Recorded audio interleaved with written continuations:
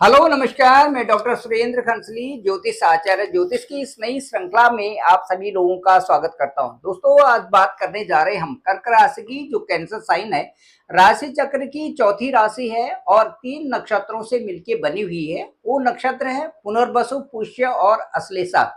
ये एक जल तत्व की राशि है और जल तत्व की राशि में यदि मंगल का गोचर होता है तो कहीं ना कहीं थोड़ा सा एग्रेशन भी बनता है, कहीं ना कहीं जल्दीबाजी भी बनती है और कहीं ना कहीं कार्य करने में आप एक एक एक्साइटमेंट बन जाता है।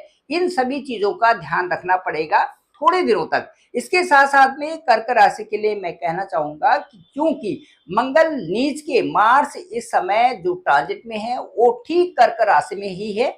और यदि हम चंद्र कुंडली के हिसाब से चलते हैं और यदि हम राशि के अनुसार चलते हैं और असेंडेंट भी यदि हम इस समय ठीक 4 डिजिट को यानी कि कर्क राशि को यानी कि हम उसी राशि उसी चंद्र राशि से असेंडेंट मान के चलते हैं तो इस समय थोड़ा सा आपको अपनी हेल्थ से संबंधित जो डाइजेस्टिव प्रॉब्लम्स है, जो गैस्ट्रिक प्रॉब्लम्स है, इसका भी ध्यान रखना पड़ेगा। क्योंकि जो जल तत्व राशि है आपकी, उसमें इस समय नीच के मंगल यानी कि मार्स का ट्रांजिट वहीं पर हो रहा है जहां पर कि आपकी राशि है। तो ये थोड़ा सा समझना आवश्यक होगा। यदि हम इस समय ये देखें कि ठीक जो मंगल जो है वो आपके जो प्लेसेस है, होरोस्कोप के जो प्लेसेस है, वहां पर कौन कौन से प्लेसेस को देखते हैं तो हम ये देखेंगे। एक तो आपका फिफ्थ जो पांचवा जो हाउस है वहां के लॉर्ड है और उसके साथ साथ में 10th लॉर्ड भी आपके मंगल ही है। 10th लॉर्ड में इस समय सूर्य का गोचर हो रहा है और सूर्य वहां पर जो सन है वो ट्रांजिट में आपके 10th हाउस में है, जो कि 10th हाउस को बहुत अच्छा बना रहे हैं। क्योंकि सूर्य जो सन है वो ट्रांजिट करते समय जब मार्स की राशि में मेष की एरीज साइन में जाते हैं तो वहां पर एग्जाल्टेड पोजीशन में होते हैं और डेबिलिशन होते हैं वो ठीक लिब्रा साइन में। तो इसलिए जहां पर इस समय सन का ट्रांजिट हो रहा है वो कर्क राशि से 10th हाउस है और 10th हाउस को हम कार्मिक स्थान कहते हैं। इसका मतलब ये है कि आप अपने कार्यों को बहुत जोर शोर से करने में इस समय लगे हुए हैं।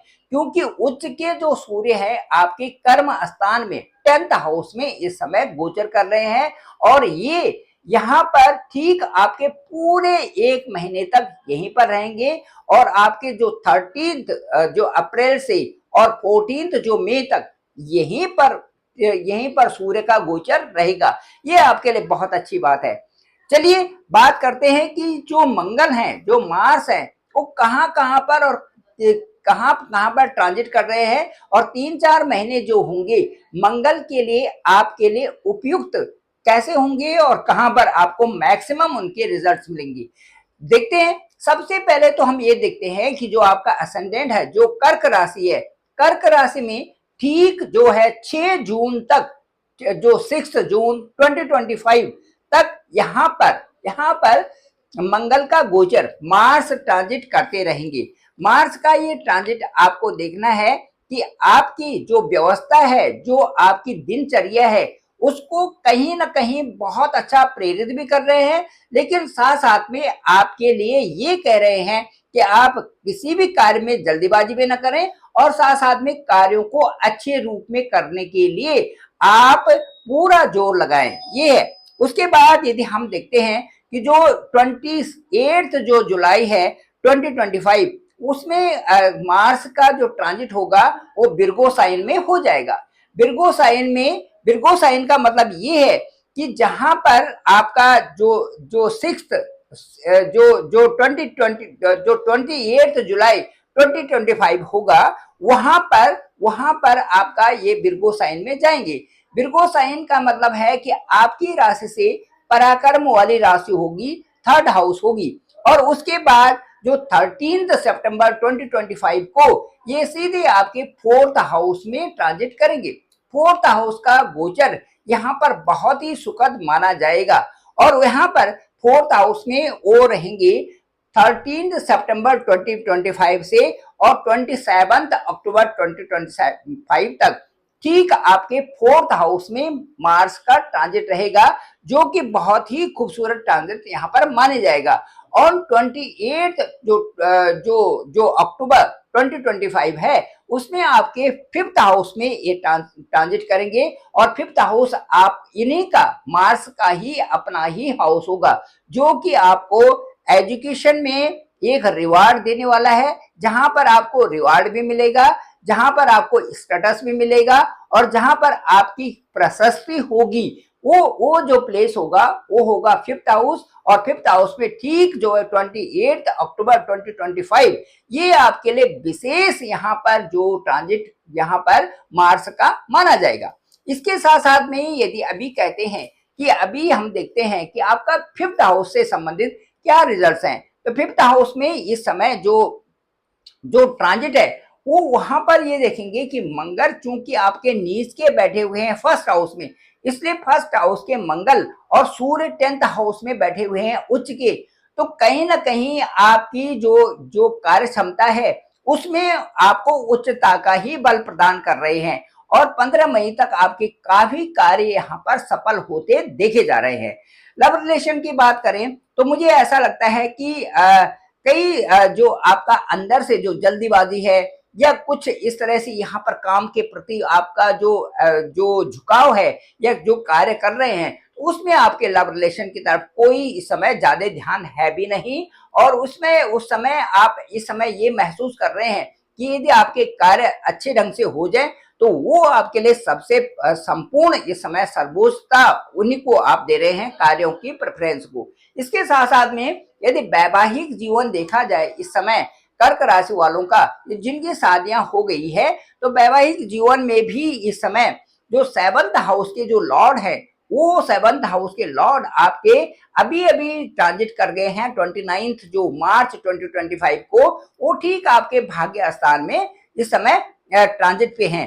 तो इससे पहले थोड़ी स्थिति में थोड़ा जो स्थिति ठीक नहीं थी, क्योंकि वहां पर कह सकते हैं कि जो जो आपके 10th हाउस जो आपके 7th हाउस के जो लॉर्ड थे यदि वो 8th हाउस में जाते हैं, कहीं ना कहीं पार्टनर से दिक्कत जरूर होती है, या फिर पार्टनर अपने उसके स्वास्थ्य का ध्यान रखना होता है, या फिर यहाँ पर कहीं ना कहीं पार्टनर को किसी न किसी तरह से असंतुष्टता होती है, क्योंकि 7th हाउस का लॉर्ड 8th हाउस में जाना। इसके साथ साथ में चूंकि अभी 29 मार्च के बाद जो ये 7th हाउस के जो लॉर्ड हैं सैटर्न, ये आपके ठीक 9th हाउस लक हाउस में चले गए हैं।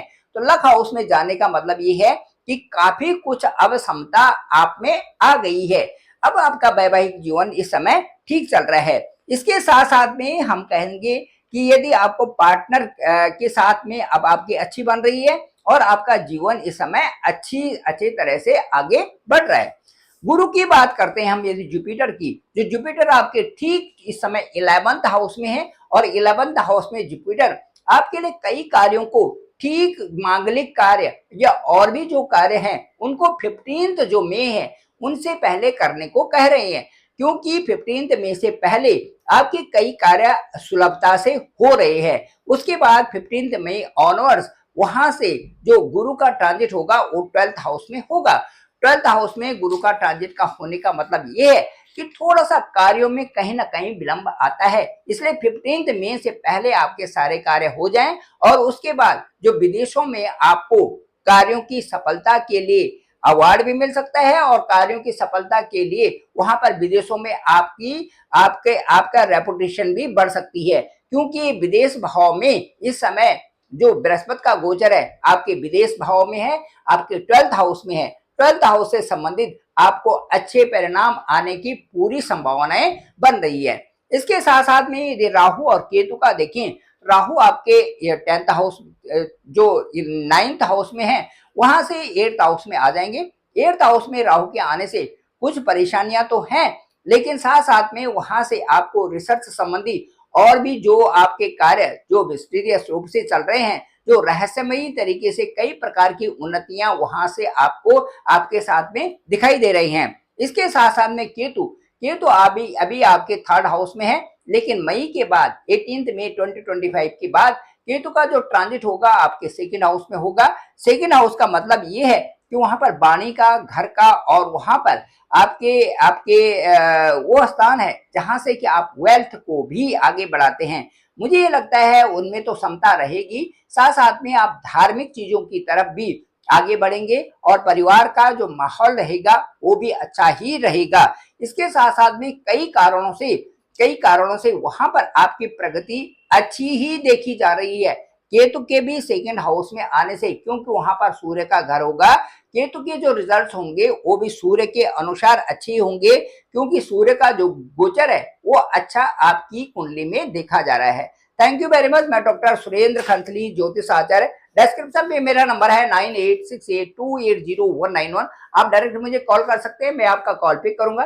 देखते हैं कि आपका हॉरोस्कोप क्या कहता है, आपकी कुंडली में आपके असेंडेंट, आपके लग्न कहाँ है, आपके लग्नेश कहाँ है, और साथ साथ में पंचमेश और आपके जो जो फिफ्थ हाउस के लॉर्ड हैं और जो नाइन्थ हाउस के लॉर्ड हैं वो क्या क्या सोच रहे हैं आपको। साथ साथ में मंगल का गोचर आपके कौन कौन से हाउसेस में गोचर कर रहे हैं अभी, और वो आपके लिए कितना अच्छा रिजल्ट इस समय ला रहे हैं।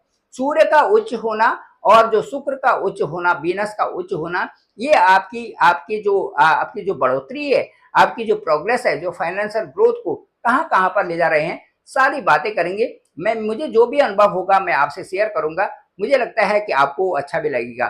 Thank you very much. मेरे इस चैनल को, डॉक्टर सुरेंद्र खंसली नामक इस चैनल को आप जरूर सब्सक्राइब करें, सभी लोगों को भेजें ताकि सबको इसकी जानकारी हो सके। आप सभी लोगों का धन्यवाद, आप सभी लोगों का बहुत बहुत आभार।